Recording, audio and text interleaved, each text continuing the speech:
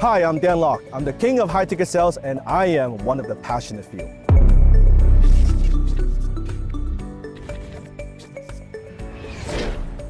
I just finished an interview with Omar. I think he did a fantastic job. I've done probably hundreds of interviews, but I'm glad that he actually asked very, very deep questions and he went very much in depth. Actually brought back a lot of good memories. So he's a fantastic host. If you ever get a chance to be on his show, don't hesitate. Make sure you do it. Today we get to sit down and hear the incredible story of entrepreneur, marketer, and sales expert extraordinaire, Dan Lok. Known as the king of high-ticket sales and one of the highest-paid consultants in the world, we sat down with Dan to talk about his story of growing up in Hong Kong and not wanting to deal with the 9-to-5 traditional status quo, but dealing with a lot of failures along the way to make that dream happen. Dan aimed at creating financial freedom for him and his loved ones, but had a lot of struggles early on that ended up taking him into debt to the hundreds of thousands of dollars. And in this interview, Dan talks about what it was like to untangle that web and ultimately how he found the right mentors and mindset and skills and developed them to ultimately become the multi-millionaire he is today, inspiring thousands of people around the world to do the same in their own life. Dan is also the author of FU Money, and has programs helping thousands of students around the world master their craft and become high-ticket sales experts themselves. You guys can check that out in the description below. And with no further ado, I want to encourage you guys to sit back, relax, and enjoy this powerful interview with Mr. Dan Lok. Enjoy. Hey guys, welcome to this episode of The Passionate Few. Today we get to sit down with the king of high-ticket sales himself, Mr. Dan Lok. Thanks for being on the show today, Dan. Thank you for having me. I feel like such a beautiful day. I feel like we're almost like on a date or something on a bench. I love this. Absolutely, man. Thanks for being here today. Welcome. So let's get right into it. A lot of people know about what you've done online, you know, the king of high-ticket sales and serving businesses and clients all over the world. Correct. Where did you get this? Where was the seed planted? Where did you grow up and sort of what was your childhood like? Well, I was born in Hong Kong, right? So I immigrated to Canada when I was 14 years old with no money, no connections, and couldn't speak a word of English. So you can see even when I still today, I speak with an accent, a little bit of an accent. So my mom and dad, because they were having some issues, and so my mom decided that she didn't want to stay in the relationship. That's why we immigrated to Canada. At the time, I was so young, I was kind of like a punk kid. Yeah. I had no direction. Yeah. I was getting into fights and hanging around with the wrong gang of people and just always getting into trouble. Right. And so my mom and dad got divorced when I was 16 years old. Mm-hmm. And then shortly after that, my dad went bankrupt in Hong Kong. He basically, his business partner took all his money and disappeared. And my dad signed everything as a guarantor, right? Yeah. Guarantees Oh, on it. man. So left him about $1 million US in debt. And that wiped him out. Not just financially, but emotionally. And you were living with him at the time? I was living with my mom. My Gotcha. dad is in Hong Kong. And then I still always remember that phone call. At the time I was going to school. One day, at the time, my mom and I, we were living in a one-bedroom apartment. Okay, in one of the worst neighborhoods in Vancouver. Wow. So I remember my mom would stay in the bedroom, I would sleep in the living room, right? So on the floor, basically. I remember one day after school, I went home, door was locked, and I knocked on my mom's door. She was on the phone with somebody. I didn't know who, but I heard that she was crying on the phone. And I was like, hey, mom, is everything okay? I was like, oh, no, everything's okay, don't worry about it. And afterwards, basically, I found out that she was on the phone with my dad. And my dad basically told my mom he went bankrupt. He couldn't send us money anymore. Because at first he was sending us some allowance, right? And my mom is a very, very positive, happy person. Like she's like one of those people that she's friends with everybody. Like has no enemies, right? Just a sweet person. So, and I'll never forget the face of my mom, like that facial expression. Just so hopeless. And she was like, now what am I gonna do? I've been a housewife all my life. How am I gonna raise this kid with no money, with a little bit of savings? And she wasn't working at that time? No. And you're 16 at this time as well? Yeah, 16, 17 about, 17. And from then on, I said to myself, I don't care what the fuck I have to do. I don't want to see that face on my mom anymore. That I don't care what it takes. I don't care how hard I have to work. that's, I think, the turning point that planted a seed Right. where I know that as a man, we want to provide for the family. Of course. And we want to, but I think as a man, we cannot protect the people that we love if we don't have the resources. Right. It could be financial, but if we don't have the resources. And that's when I made a decision, I'm going to be successful, because unless I'm successful, I cannot provide for the people that I love. I cannot protect the people I love.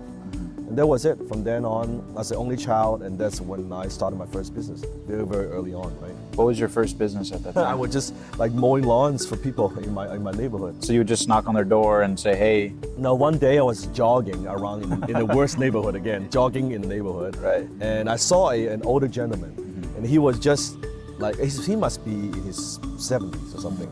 And he was like mowing the lawn like this, like very, very slow. Yeah. And I was a young So you guy. saw opportunity. No, I was just, hey, how about I just help you? I wasn't thinking about anything. So I helped him mow the lawn, and right afterwards, he called $20 and gave it to me. Light bulb went. I said, okay, maybe I can make some money doing this, yeah. right? And that gave me the inspiration. And here's what's interesting. So I had no money. So I thought, what if I do this for other people? Maybe I can make some money on the side. But I had no money. I didn't even have the money for the lawnmower. Yeah. So I talked to this older gentleman, and I said, why can I borrow your machine?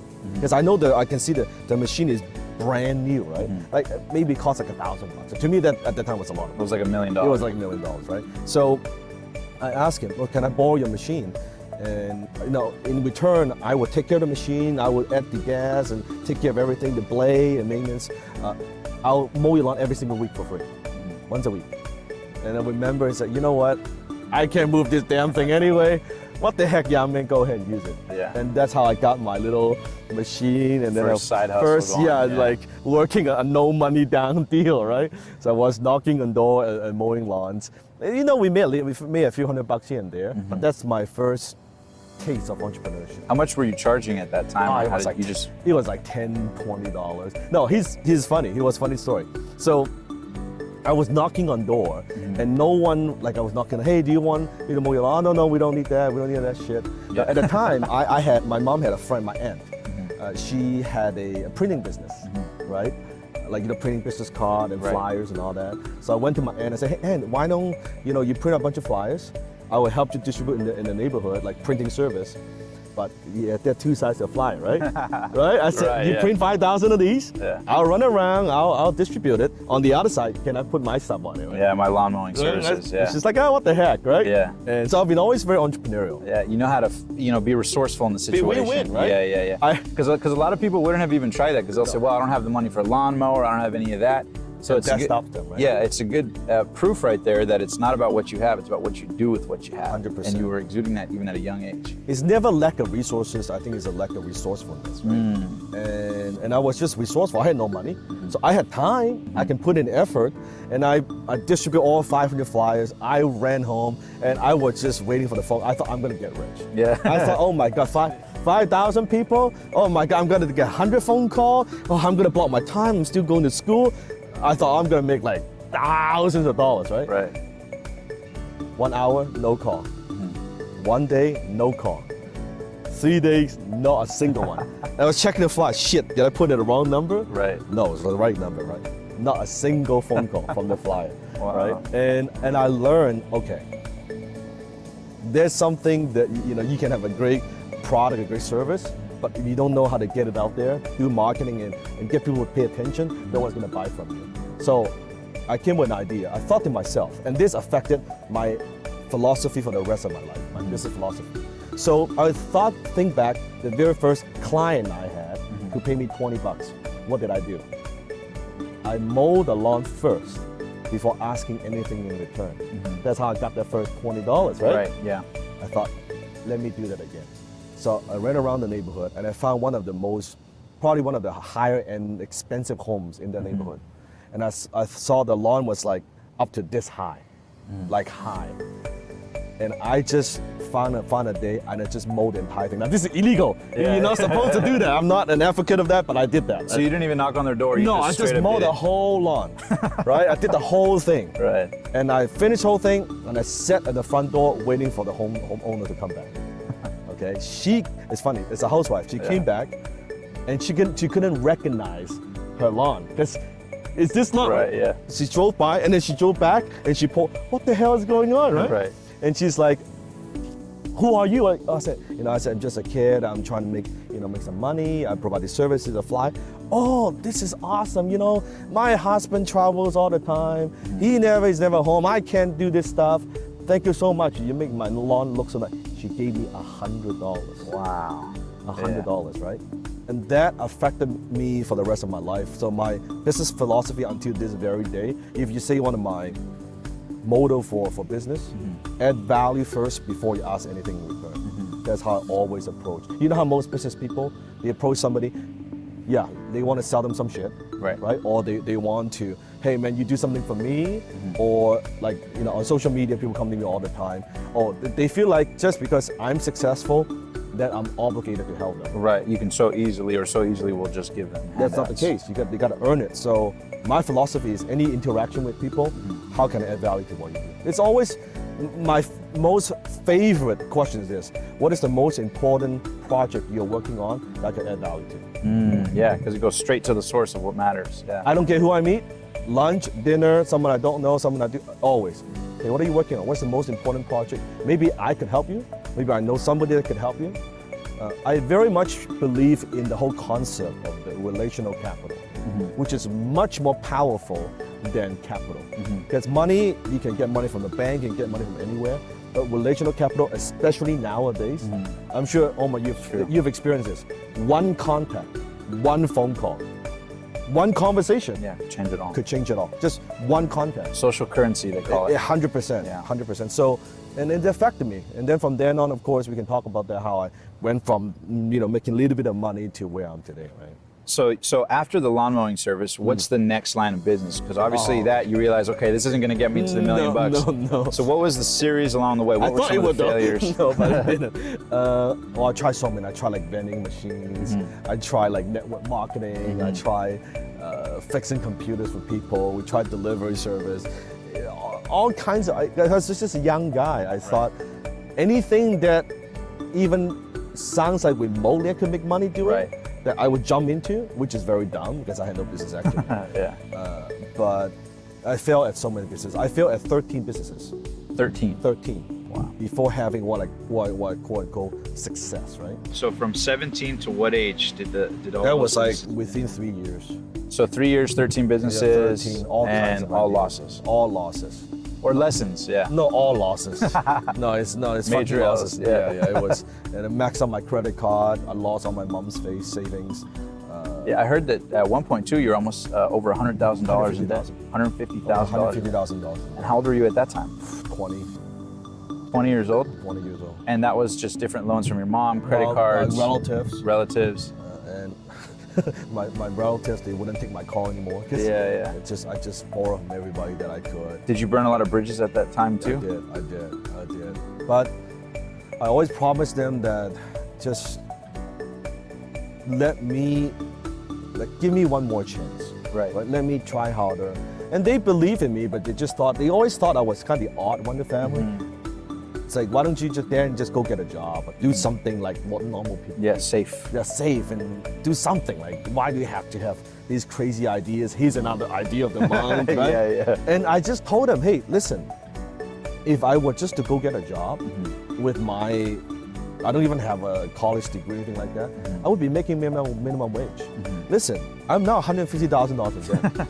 If I was making minimum wage, it would take me forever to pay you off, to pay you back, and pay off all this debt, and to provide for my mom. So, like, people always look at what I do, say, oh, you must be so motivated, Dan. It's not fucking motivation. It was desperation. I had no choice. Do you think that was the case, that you were so maybe beat down by that debt that you just figured, fuck, I have to figure this out now. I can't afford to fail one more time. So you would say that pressure is almost what gave you the creativity to make it work, or like how important was that to actually making things really start go on the upswing for you? I think it was, I had no choice. I wasn't even thinking about, it's like kind of you die hard, you keep trying. Like you got to, I just had no choice. It wasn't, well, let me maybe go with the safe route. That's not an option. Because that is just not an option. So I had to figure this out, right? What did you do differently that 14th time versus the 13th? It's when I found my first mentor.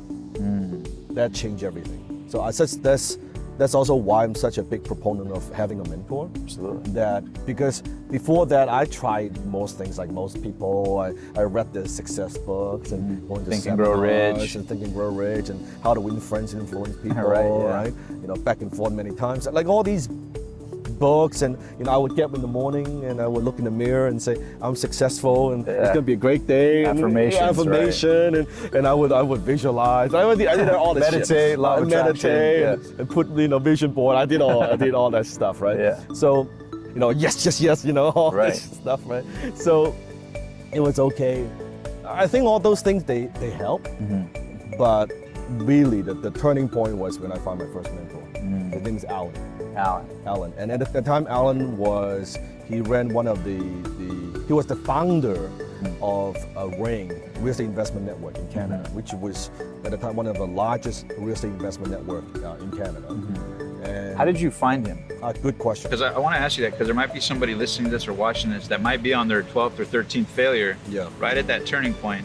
So it's somebody sitting there and kind of confused. How did you find your mentor, and what would be your recommendation? I'll tell you how I found a mentor, and I'll give them the advice of where to find. So at the time, I was just like an opportunity junkie. I had no money, so I would attend these like free seminars, and I would get on these like mailing lists, right? And Alan was running one of the largest financial seminar companies in Canada. He was the first one that brought Robert Kiyosaki from Rich Dad Poor Dad, Robert Kiyosaki. Before even Kiyosaki was famous. He was the first guy. So I was getting all these junk mails, direct mail, like not Instagram, not Facebook, direct mail, right? Yeah. And I would always be fascinated by the way that he would write these sales letters. Right. And I would collect them. I would collect them, put it, 3-0 punch them, put them in a binder, and I would save them and I would study them. I was just fascinated by the way he communicates, right? So the copywriting on it. And I remember the name Alan Jacks, right? This is his name. And at one time I was attending a free conference. I was sitting in the back, and I was watching the speaker. A gentleman sat down next to me, watching the speaker, was looking at you, and was looking. I was like, I noticed a name tag. Yeah. It says Alan Jacks. Wow. And I thought, no fucking way. Yeah. No way. And I said, are you Alan Jacks? He said, yes. I said, are you the one that's hosting these events and writing these letters? And he's like, yes. He said, I am. I said, holy fuck, right? Holy shit, that's my internal dialogue. I try to be calm. Right. I said, holy fuck.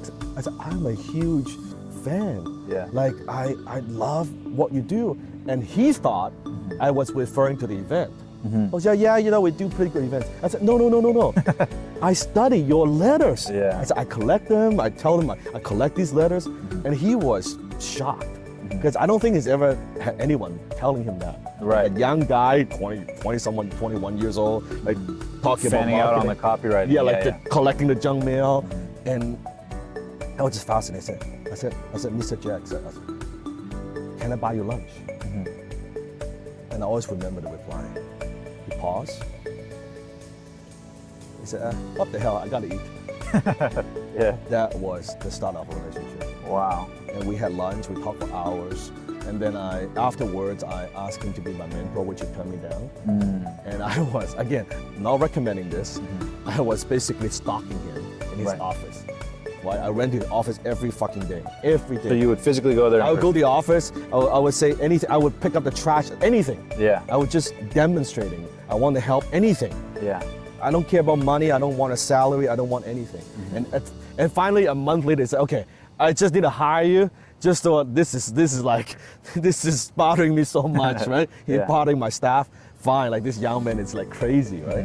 And he did. And I worked for him for almost a year for next to nothing. Wow. And I was, funny story. So we were doing a lot of direct mail, right? So we stuff these envelopes, and I would help stuff the envelopes. And you know the envelope, the stamps, and I would lick the envelope, Right. and I would put the. After about 2 weeks of that, he said, "Dan, you can actually use water for that."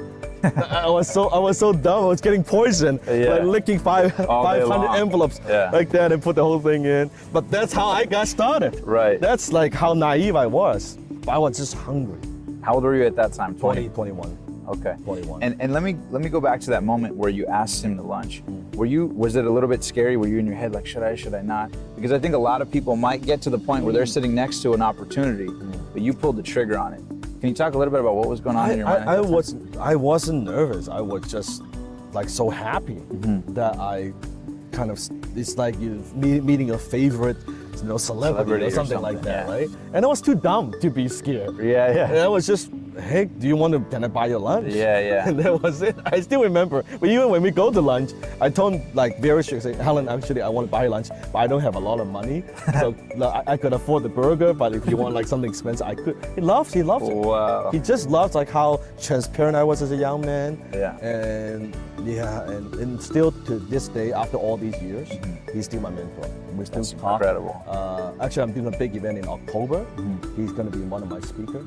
Wow. To think that you were in the back of that room and now he's speaking. And not only that, because Alan, later on in life, he was actually suffered by Parkinson's disease. So he lost his ability to work. And he was healthy, was not well. Genius, but he's not well. Being able to now having him come back and kind of giving back to him. I actually paid him a very hefty speaking fee. He would speak for free, but I gave him a speaking fee, right? Just to, help him what he did for me.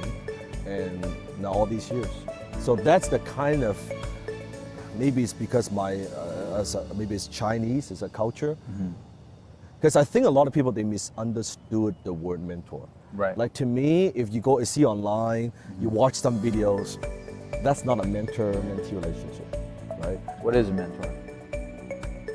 I much more prefer the word seafood. You see a lot of them, they call me seafood. In Chinese, it means mentor. It means, in Japanese, it's sensei. I think it's a one-on-one, more lifetime relationship. I have a martial art background, as you know. That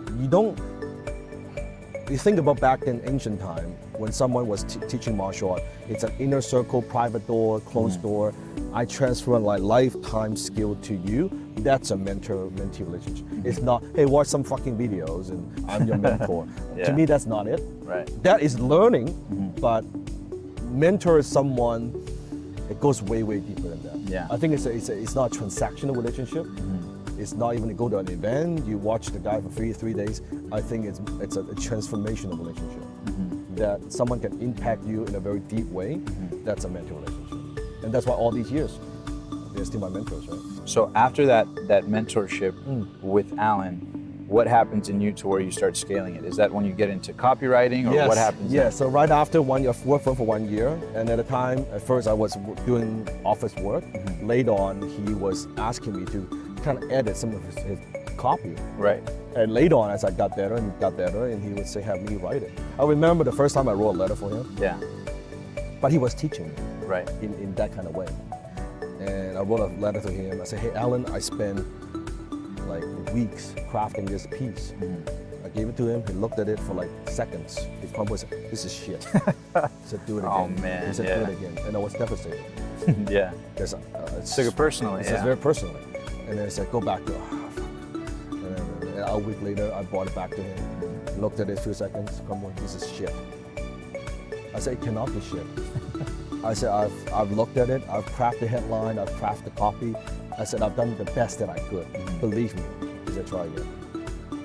Third time, I looked at it. I'm like, burn a bit midnight oil. I went to him. He looked at it a little bit longer this time. He said, it is still shit. I said, no, there's no fucking way it's shit. Yeah. Seriously, I said, I've done everything I possibly could. This is the best thing that I could have ever written. Trust me, it's my best work, right? I said, go back.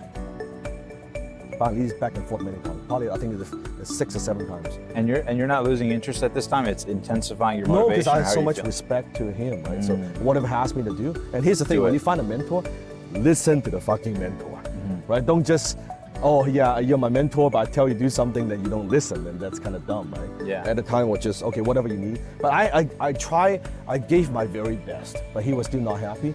And I think 6 or 7 times, look at his piece. This is pretty good. Ooh, nice. And then later on, this is like later on, many years later, we had a conversation. He said, actually, the first piece was pretty good. Wow. But he said, I need to challenge you. You thought you've given your best, that's not your best. Second time you thought that was your best, that was not your best. Now what is your best compared to what you thought was your best, there's a gap. He said, that's how you get better. Most people will be happy with this. That's not how you become a master marketer, right? You gotta get to this. And had you not had the humility and had a big ego about it, right, like you were saying, Yeah. then you wouldn't have got to that level of being pushed. And guess what? All these years, Alan only had one mentee. That's me. That was it. He's never trained anybody else, Powerful. right? So from that point forward, he accepts it, and then what Accept it. happens? And then so later on, right after, then I started my own one-man advertising agency, kind of like the Mad Men, you know, the show? Right, yeah, yeah. Without all the glamour and stuff. Yeah. It's just like me working and writing shit, right? So I started my one-man advertising agency, and I was working with clients. I was charging them like $500, $1,000 to write these materials. Yeah. And as I learn how to do better, communicate better, asking for more money, and that's how I kind of I had a first little insight on high ticket sales. I noticed that to charge, it doesn't take you more effort to sell something for $500 versus $5,000. In some cases, it takes less effort, and that's when I first learned about that. Working with clients as I kept increasing my fee, and still it's because of Alan, not because of me. Right. Because I was charging $1,000 to work with clients, and then I was again having a conversation with him. He said, you should charge more, Dan. Like I only been doing this for a few months, right? You should bump your price. Like what? Like 10%? I think $1,100. That's pretty good. 10% seems to be reasonable. Right. He said no. Double it. So what the fuck? Like double it? Like it's such a foreign concept. I can't double it. I've been only doing it for a few months. I'm like a 21-year-old kid with like speaking with an accent. I can't double my price. He said just double it. It's okay. And by the way, practice in front of the mirror. Yeah. You gotta practice how to ask for money, right? So you would do that? And I would look in the mirror and say, how much you charge? And I would say, $2,000, right? Yeah. I try not to laugh, and until I can do it with a strict face, right? And I did that, and then after a couple months later, and then by the way, after I increased my price $2,000, right? The very next prospect was talking to you, asked me how much I charge. I said $2,000. I've been practicing, right? There was no issue. Yeah, no pushback. No pushback, nothing, just $2,000. Well, holy fuck, this works. Right. And then a few months later, I talked to Alan. Double it. He said, Dan, double it. It's no fucking way. It can't be that easy. No, you're insane. Like 2,000 to 4,000. No, I said, oh my God, I'm gonna lose all my clients. Right. I'm not gonna be able to pay the bills. Oh my God, it's like all this scarcity kicks in, right? Did that, same thing happened. Asked for 4,000, no pushback, nothing. Wow. Right? So you start seeing what's possible What's now. possible now, and then I did the same thing again a few months, $8,000 to $10,000. So within a year, from $1,000 I was charging, now I'm charging $10,000 with one client for the same amount of work. That blew my mind. Did you have limiting beliefs at that time? Because I think a lot of people who might be in a specialty service might be encountering that, right? Where they know they have great value. Can you talk a little bit about Of course. the limiting beliefs in your mind at that time? Limiting belief, scarcity mindset. Yeah. But I was just listening to my mentor. Right. Because he believed in my value more than I believe in my value. Right. Because he knows I train you. I know what you can do. I didn't know. I was just writing copy. But he believed in me. Then he asked me to do it. But here's the thing. After I've done it a few times, that becomes my new identity. Right. Now becomes your normal. I'm not the $1,000 guy anymore. I'm the $10,000 guy within a year. Now, if he didn't push me, would I have done it? Hell no. So yeah, no belief, nothing at all. And that's why don't underestimate the power in your life, having someone believe in you. that when you don't even believe in yourself and say, you know what, you can do this. Oh my, you can do this. You can be bigger, you can do more, you can reach more people. Okay, I guess I could. Yeah. And you try it, oh shit, this works. Yeah. And that more and more and more. And then of course I met my second mentor then later on, which is Dan Penny, the $50 billion man. Yes. I have so many stories I could share. Famous Dan Penny. Yeah, I could share so many stories. So how did you meet Dan? Okay, so after I was making about $10,000 a month as a young guy, 21, So 22. at your peak, your copy services are $10,000. $10,000. And I was working one client, couple clients per month, making, good money. As a young guy, Especially, yeah. six figure, I was like, Especially coming back from $150,000 in debt. I felt a rich man. I felt like I'm yeah. a rich man, right? And hello to your relatives, right? 'Cause I always see I knew you're gonna make it, right? Yeah, All yeah. that. So from there, making good money, $10,000 a month. And you could say it's a little bit luck or timing, but internet was still at its infancy. Right. We're talking about the Netscape time or the modem dial-up time. I think a lot of people watching, young people don't even know what that is. Right. So I was taking some of that money, I was buying Bruce Lee collectibles because I'm a Bruce Lee fan from Hong Kong and flipping them on eBay. And that's how I kind of got into the whole internet business. Online world. Online world. And we're talking, I was selling stuff on bulletin board, right? And was selling, like, I wrote my first book, I was selling that on there. So you had the copywriting experience, the online experience, and now it starts to sort of Because at the time, mesh together. no one, copy is still just communication, right? It's salesmanship in print. At the time, online people, they don't quite understand how the whole work. We write copy, ads, and it's just working, right? And I went into eBay. I was making money. I was making money through ClickBank. I had multiple best-selling products on ClickBank, like digital products. I was doing affiliate marketing. I'm telling you, I was making, as a young guy, a ridiculous amount of money. I've never seen so much money in my life, right? Yeah. My friends and I, we would go out for a night, go out for dinner.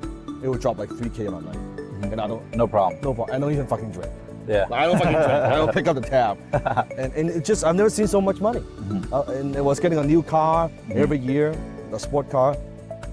It's crazy. What was the mindset shift that you noticed, right? Like if you can go back to that time period where money was flowing versus when money wasn't, what was the bottom line common denominator of difference that you would say between when things were working financially and when things weren't? Somebody out there listening, what's that one mindset shift? I'm sure there's many, but what would you say is the most important wealth mindset shift that needs to happen? I think for most entrepreneurs, or most people, they overestimate their importance in terms of success.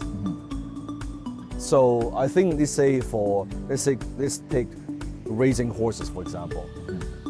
The jockey is important, but the horse is probably more important. So I think very often when something is successful, entrepreneurs like, oh, because I'm so fucking good. Right, like right. I conquered the problems, I made it happen, and all this stuff. Now, as I'm more mature, I think finding the right opportunity is probably it's like 10 times more important. So the vehicle. The vehicle. And at the time, I picked the right vehicle. Because remember the 13 businesses? It's the wrong vehicle, I was the wrong person. But this time, that's why I don't believe the whole thing, oh, you got to be at the right place at the right time. You have to be the right person at the right place at the right time. I was the right person. I had the skill. I was online. I had the suppliers, right? I was making money. So all this stuff, now my skills, I have a platform to exercise my talents and skills. And money was coming in. But how come it took me so much effort before to make $1,000? Right. And now like, fucking I just make that like Yeah, that. you couldn't even stop the money coming. Just like I couldn't stop. What changed? Yeah. Because I picked the right vehicle. Do you remember that first time where you made an amount of money that even blew your mind? Like, oh shit, this is possible? Remember a check that sticks out? No, it's not a check. It's all this money coming in. And I wasn't thinking about it. I was getting, just spending money. And I was 27, 27 years old. I looked at my bank account. I had $1 million in cash. Cash, not net worth, cash. Liquid. So that's a lot of fucking money. Right. That's when I thought, this is a lot of fucking money, right? And this is from copywriting and sales and affiliates, or how was the bulk of it made? All internet. At the time, I had multiple internet businesses. And this is one thing to another. Because I was making money, I was blowing money, which is not the smart thing to do. Right. But I was just making so much money, and I would invest in other company, like starting other online businesses and all these things, right? And from there, when I hit that $1 million, the kind of the $1 million millionaire mark. Right. But a lot of people say, "Oh, I'm a millionaire." I'm not talking net worth, right? Yeah. Cash. That's what maybe I made it or something. Yeah, It feels like there's that milestone. It's Yeah, an yeah. important milestone. It's that first one where you know I'm like, in it. Yeah. Okay, I guess I do have some money now, right? And it changed the way I look at things. And actually, it's not very smart, but I retired for a couple of months. Okay. Yeah. Because I thought, I made it. Yeah. I'll retire. And actually, I took 2 months off. First month, I was just sitting on the beach, very quiet. Because then I thought that's what it is, right? Right, yeah, that's the goal, yeah. You're sitting on the beach, you do nothing.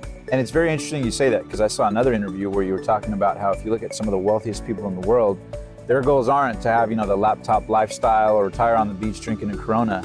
Their goals are to impact the world, to have, meaning and to serve people on a massive scale. Can you talk a little bit about how that mindset kind of evolved from where you were making a ton of money at that age to then go into consulting and stuff like that?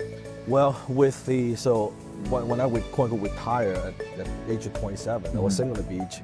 First, I thought this is the life. This is what I've been working so hard to get to. I'm telling you, if anyone has tried this, you just try to sit under the sun 7 days a week for every day for a month. You bored out of your mind. You get sunburned. This whole fucking thing is stupid, right? Right. And then next month two, I thought, okay, this is stupid. Let me try something else. So I was like, you know what? I've always wanted to watch a lot of movies, right? I love movies. I was renting movies. I was watching 6-7 movies a fucking day. I'm telling you, if you watch 6-7 movies every fucking day for a month, you don't like movies that much anymore. Right. Right? I was like, this is stupid. Especially for an achiever that wants It's to just, go you gotta understand, from this to no one was calling me. I'm not talking to nobody. So I thought it would make me happy. I wasn't happy. So I talked to my mentor again. This time it's to Dan Lok. He just laughed. And how did you meet Dan? How did you get Well, at the mentorship time from him?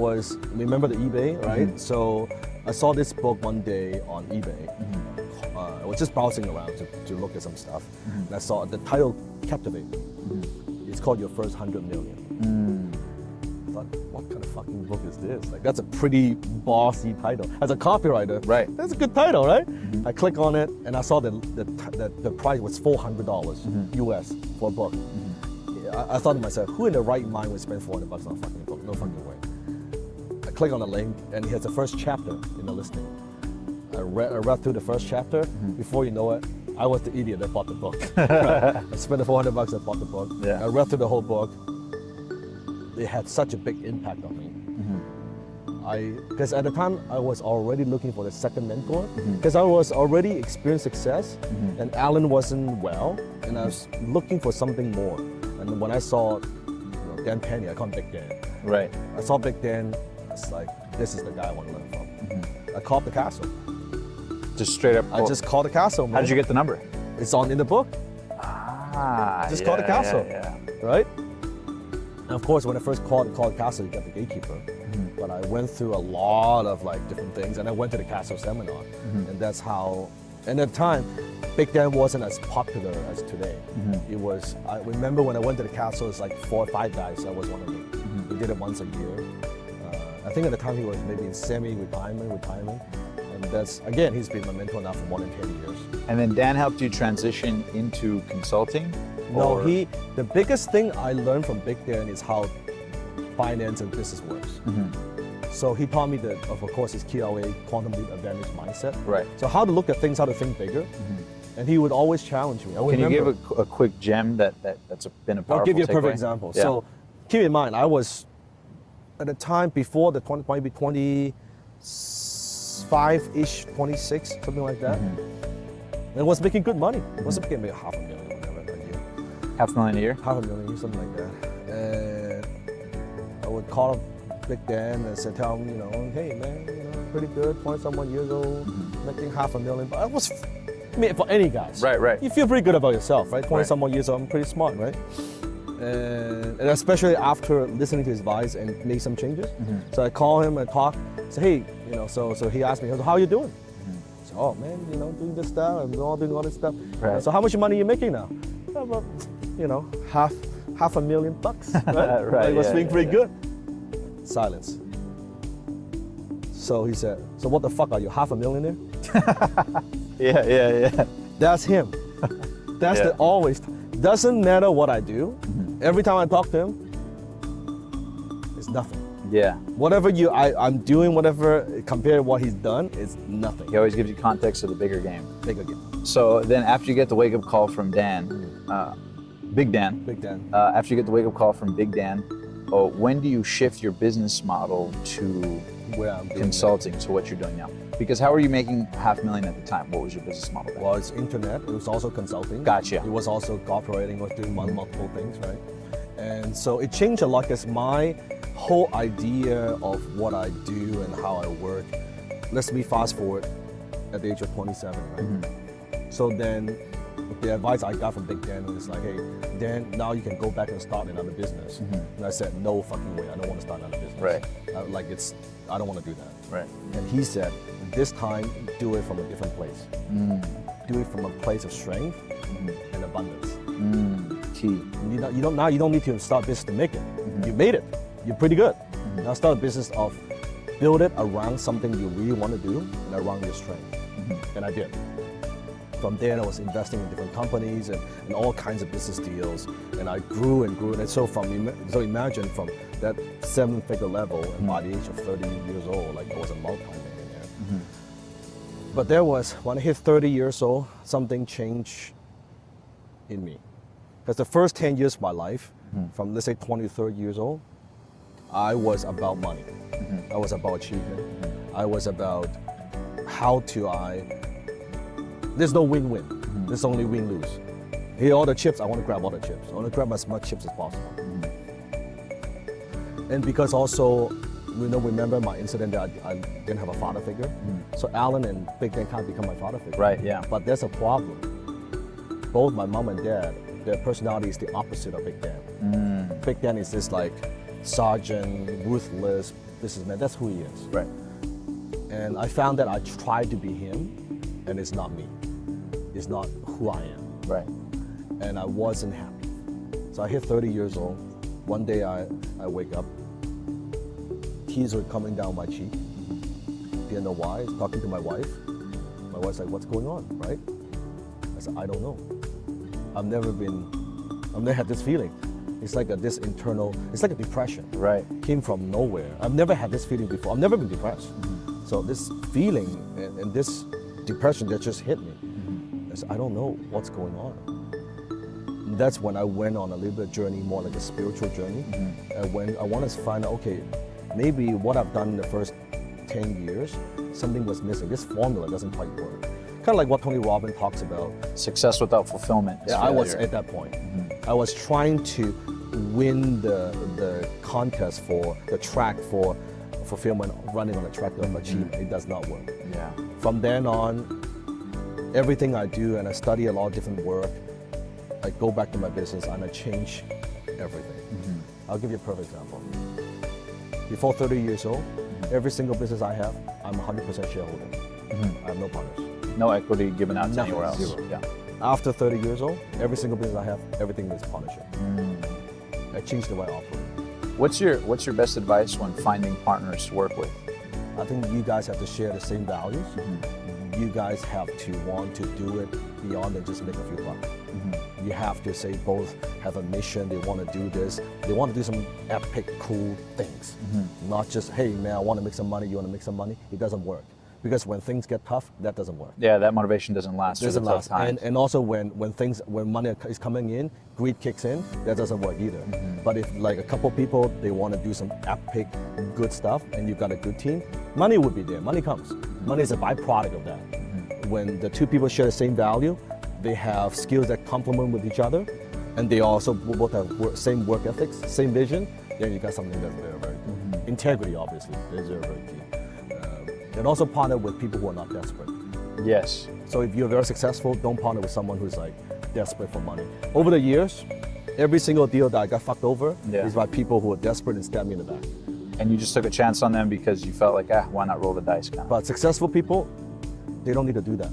Because this deal, it works or not, they're still okay. those are the best partnerships, right?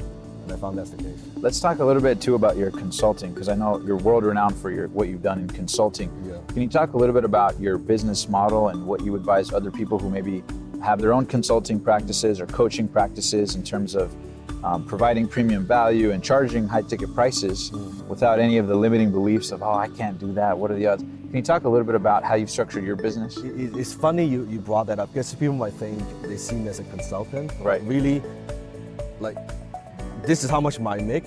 I make this much from consulting. Oh, okay. That's not the main source of my income. Yeah, a lot of my businesses, I just don't talk about it. Right. Because I don't feel that the need to talk about Right. it. But it's a small part of what I do. Certain companies I consult a little bit. Even now, I mean, I just turned down a couple pretty big consulting gigs just because I'm now have less time to do them. Right. Busier and busier, right? So to answer your question, it goes back to your self-worth. I'll give you a very simple formula. You want to charge more money to consultants, supply and demand. You want to drive up your demand, and you want to restrict the supply. So let's say if I'm a consultant, a service provider, coach, whatever I do, I say to the world, hey, you know what? Call me anytime. I'm always available, right? I can take on as many clients as I want. Right. My value, it's lower in what the marketplace sees. On the other hand, hey, you know what? I'm very much in demand. I'm very busy. I only take on maybe selective 2, 3 clients, 5 clients a year. I charge a lot of money. So you drive up the demand, but then you restrict your supply. Now suddenly you become more valuable. Providing the same service. When people pay you more money, they value what you do more, right? Because whatever you pay attention. So, yeah, the more people pay, the more they pay I'm attention. sure for production, you've experienced doing work for clients on the cheap, Yes. right? And they're Yes. pain in the ass. Yes. They're difficult to deal with.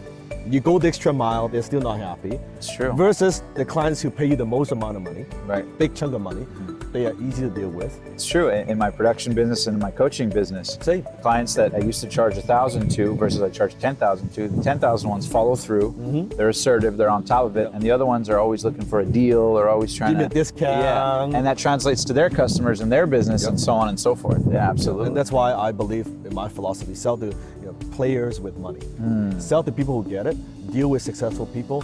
It's much, much easier. And it's an easier relationship too. And I love what you say too about you're not in the business of turning losers into winners. You're in the business of helping winners win more. Because they got it already. I don't need to justify. Like when I charge someone, or when someone charge me, that they are not looking for, just like when someone pay me, like you look at the amount of charge compared to the time. I can tell you that my consulting clients, the one who pay me the most amount of money, I spend the least amount of time with. Right. Yeah. Because they're fucking busy. Yeah, and they get to the point when they need help, they go straight they're for the not source. looking, hey Dan, I want to talk to you once a week. I want to talk. No, they're working on something for a couple months. They come to me with whatever they're working on. I give them some strategy, give them big picture. They go, that's it. They execute. They're not looking for time. Time is not important. It's that few elegant ideas. Of results. The results. Yes. Right? And it's really interesting because I know you shared too that with your clients that it's not like a once a week or 1 hour a week. It's whenever, anytime, but it's focused on results. Focus and I So they do pay you a retainer and to have access to you anytime. And it's not about, I tell them it's not about time. Sometimes, let's say whatever problem you have. I said, if I could solve your problem in 20 minutes, do you want me to spend 20 hours on it?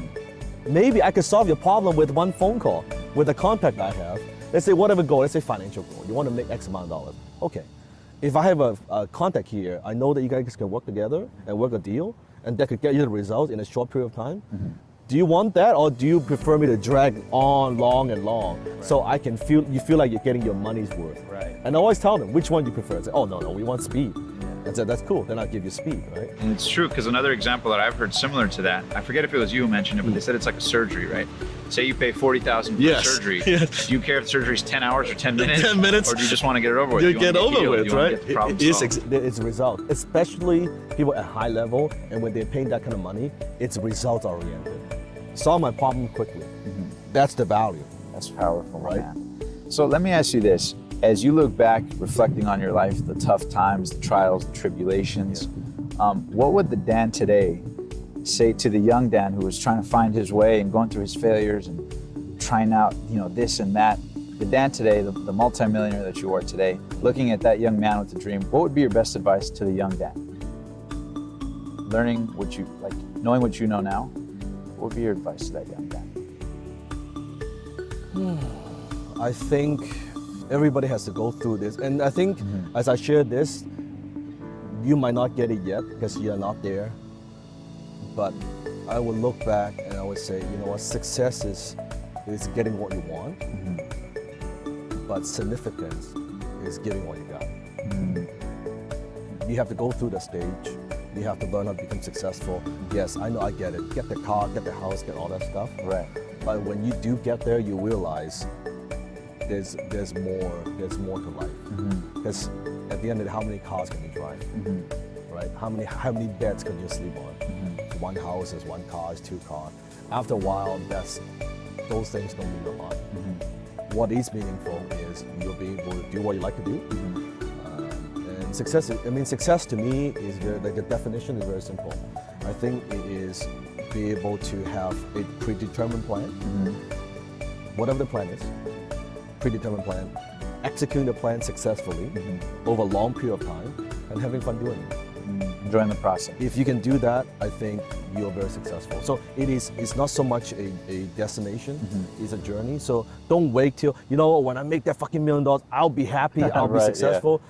No, chances are if you're not happy along the way, you're not going to enjoy the $1 million. Not going to last. Or if you get there, you'll chill out. Yeah, like nowadays, I don't even think about like money and I'm going to make this much, I'm going to make that much. But when you don't focus on that, money's a funny thing. Money goes to people who doesn't need it. Money goes to people who knows how to multiply it. Right. When you're not chasing money, money just comes. It's crazy. What about to people listening? Because I really want to be in touch with the audience, to people listening and maybe trying to find clarity. What would be your best advice to people who are trying to find clarity or maybe find their thing or maybe enhance their business idea? What have you learned along your journey of wealth and fulfillment to people out there who want to get some clarity? What would be your best advice to people out there looking to sort of sharpen that, or do you think they sort of need to go through failures and just bump into the walls along the way? To some degree they do, but what works for me was I have my mentor. It's just you gotta find that someone that who you resonate with, who you respect. That to me it may not be the answer for everybody, but that was the answer for me. Yeah, you can watch 100 YouTube videos. Right. You can listen to 100 podcasts. You find that how come you actually have less clarity compared to before you even watch all this shit? Right, yeah. So you need, knowledge is not wisdom, right? I always say knowledge is data. Is knowing all these things you could possibly do. Wisdom is knowing which one is bullshit and just do this. You need to do this. And chances are, if you could get there by yourself, you'll already be there. Powerful, yeah. Your conscious level, your understanding got you to this point, this far. But if you have someone who is just from a distance, someone who trusts, who believe in you, and can say, hey, oh my, don't do this. Have you seen this? Have you looked at this? No. It changes everything. Opens up a whole new possibility. It's a possibility, right? And you want to find someone like a true mentor, not a fake mentor. Right. A true mentor who cares about your success, a mentor who you could talk to, just like one-on-one interaction, and a mentor who's where you want to be in your dreams. Right. Who's in it. Who's in, not like done it 10 years ago, who's in it, who's doing it, is still been there and done that, continues to do it. You can find that person, do whatever the hell you could to learn from that, whoever that person is. But if you find that person, oh man, that's when I find my mentor, I went all in. It was not, let me think about it. No, I went all in, whatever it takes. I don't care if I have to pay. I don't care if I have to work. I don't care if I have to volunteer. I don't care, whatever it takes. Yeah. That changed my life. Powerful. That changed my life. And then one thing I want to ask is, because you brought up your wife a few times during the interview, how important do you find that a significant other is to your mindset, your business, your life? How important is that to people out there? I think if you don't have that person, the spouse or the partner that's supporting your life, it's going to be very, very difficult for you on your journey. So on my YouTube, I talked about my wife and I have a little show, Alpha Man, Smart Woman, and we have a saying: behind every successful man is a smarter woman. True. And also someone to share with, right? That when we travel together, my wife and I were very fortunate because we work together. So it's not like, oh, she stay at home and I work. I travel with her. I go to conference with her. Right, yeah. You guys have the same mission, same focus. And she's kind of the boss, really, right? She knows, and I talk to her about everything. So she knows every single client I have, every single business deal that I'm doing, every single dollar that comes, she knows all that. So it's very, very transparent. So we're not just talking about like how's your day. No, we have very, very deep conversation. And I learn a lot, and she always gives me that perspective. Because when you get to the point when you're very successful, it's not easy for people to tell you what to do, right? Right, yeah. Right? And people around You have a lot of you, yes men around a lot you. of yes men, like, but my wife is like, no, that's a stupid idea, right? It's just like, that's a dumb idea. I said, all right. Because you're just dad to her. All right, I remember, quick story, you'll wrap this up. Yeah. I remember the first time I was on TEDx, TEDx Stanley Park. Right? I just spoke to 2,000 people. You gotta understand. Right. 2,000 people impacting lives, right? Finished in my red suit, went home, got changed. It's like I was like on top of the world, right? Right. My wife saying, "Dan, take the trash out." I said, "You kidding me?" Yeah. I just talked to 2,000 people. Yeah. Changed lives. 10x. Hello, right? Hello, you saw how, right? Take out the trash. Right, and took out the trash, and that was it. Keeps you humble, right? And I love that. And then last question before we wrap up, and we usually play a little game at the end, but Sure. last question is, for people who've heard your story and they're inspired by it in their own life, they're looking to take it to that next level. I know we sort of asked for a little bit of your wisdom from different areas of life, but being on this side of the fence to those dreamers that aspire to be, where you are and beyond, what would be a new piece of advice, or maybe something you haven't shared before, that you find to be an important or integral part that's people along their own journey? Goes back to the mentoring. Instead of trying to learn from all these different people, find one person and then stick with that. Because I like to use the martial metaphor. Imagine you want to learn martial art. What if you go to, let's say this week, you go to a karate class, next week you go to a boxing class, next week, the week after you go to a taekwondo class, and then the week after you go to a Krav Maga class. You never get good at anything, right? I think the purpose of learning is mastery. If you find the right mentor, and the right mentor to me is like, you look at the guy and you say, that's a guy I could spend 10 years learning from, that I would still so much to learn. Yeah. That's the right guy. And when you find that guy, just stick with it. Don't have that shiny object syndrome. Oh, that sounds good. That guy sounds pretty good. You never get good at anything. Jack of all trades, master at It's none. none. But you found the right person, you don't need a lot. If the guy is truly good, have depth, have wisdom, that one person can help you achieve all your goals. Yeah. Become a master. And of as that. you are growing, chances are your mentor is growing too. If your mentor is good, active, right? So you're like, get to hear, but your mentor is growing too, right? And that's why I take pride. I'm the guy that usually when anyone that goes through everybody else, and they finally found me. When they found me, my guys, talk to any one of them, they don't leave. They've been with me 2, 3, 5, 6 years. They don't leave. They don't call you Dan Lok for nothing. You call me Sifu, right? Yep. You call me Sifu, right? Love that. Okay, and then before we wrap up, we play a game called First Things First. Okay. So it's a super quick game. Okay. Basically how it works, we play it with Grant Cardone and Elena. Sure. I know you enjoyed that interview. Yes. Basically how it works is I'm gonna say a word or phrase. I'm just gonna list off 10, and then you tell me the first word or phrase that comes to mind. Sure. In relation to that thing. Okay, ready? Yeah. So first word is gonna be failure. Fast. Impact. World. Money. Vehicle. Lessons. Learned. Mentors. Necessity. Success. Illusion. Dreams. Pursuit. Passion. Purpose. Confidence. Develop. And then the last one, you ready? Yeah. Dan Lok's legacy. None. Elaborate on that. I think people talk about the legacy that, after I want to impact a lot of people. I have this idea I can impact a lot of people. At the same time, I also know in the cosmos of the universe, I'm a dust. So what I do is very important. At the same time, it's not very important. So I don't have such a big ego and say I'm gonna be the Steve Jobs. I'm gonna impact the world. You know what? Even Steve Jobs is nothing but a dust in the universe. So I want to, with the present time that I have, want to impact a lot of people. But at the same time, I don't take it so seriously and say, yeah, because after, you know what, 10, 20, 30, 50, 100 years, 200 years, will people still remember who I am? Probably not. So I focus on right now who I can impact, the emotion that I could get back from people, the satisfaction, the fulfillment, knowing I've impacted their life in some way. That's cool. Oh man.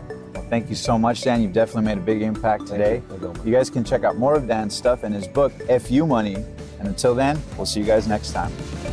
If you guys enjoyed that video, be sure to hit that subscribe button right now, because every week we bring you the very best in personal development content, interviews, and insights to help inspire you to take your life and your dreams and make them a reality.